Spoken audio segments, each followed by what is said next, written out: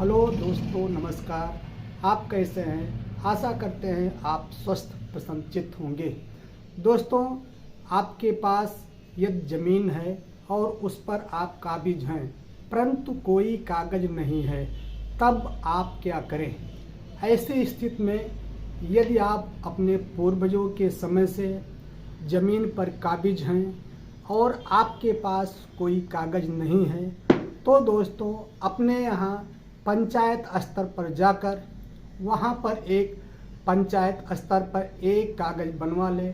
पंचायत स्तर पर दोस्तों 5 सदस्य या 11 सदस्य या लेखपाल भी सम्मिलित हो सकते हैं। ऐसी स्थिति में दोस्तों कागज़ प्राप्त करने के बाद यदि उस ज़मीन का मालिक अपनी संपत्ति पर कब्जा करने आता है तो आप उस कागज़ को ज़मीन मालिक को दिखा सकते हैं।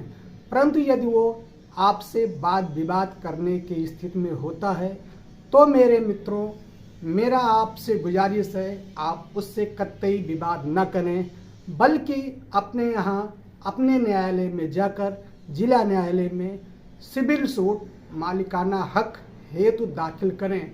दोस्तों, शर्त ये होनी चाहिए कि निजी संपत्ति पर आपका कब्जा 12 साल के पहले का होना चाहिए। पूर्वजों से प्राप्त हुई ज़मीन पर आप अपना हक दर्शाते हुए मालिकाना हक हेतु सिविल न्यायालय में मुकदमा दायर करके मालिकाना हक प्राप्त कर सकते हैं। दोस्तों, इसीलिए ज़मीन मालिक को भी सावधान होना चाहिए। यदि उसे अपनी ज़मीन कहीं पता चले तो वो उसका कागज़ ले जाकर उस पर कब्जा अवश्य करे, अन्यथा की स्थिति में जिस व्यक्ति ने उस ज़मीन पर कब्जा किया है वो ज़मीन का मालिकाना हक सिविल न्यायालय से प्राप्त कर सकता है। ऐसी स्थिति में ज़मीन मालिक की अपूरणीय क्षति होने की संभावनाएं होती है।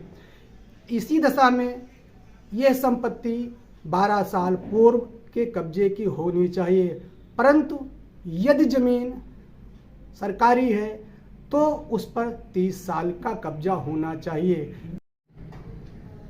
दोस्तों, ज़मीन कब्जा करने का आशय आप इस तरीके से समझें, या तो उस ज़मीन पर आप स्वयं खेती कर रहे हैं, या उस ज़मीन पर मकान बनवा कर रहे हैं, या उस ज़मीन पर मकान बनवा कर साथ ही साथ खेती कर रहे हैं। यदि ऐसी स्थिति आपके साथ उत्पन्न है तो आपको सिविल न्यायालय में जाकर उस ज़मीन हेतु मालिकाना हक का वाद दायर करना चाहिए।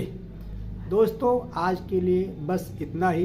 यदि आपको हमारा वीडियो पसंद आया हो तो दोस्तों लाइक, शेयर, सब्सक्राइब अवश्य करें। धन्यवाद।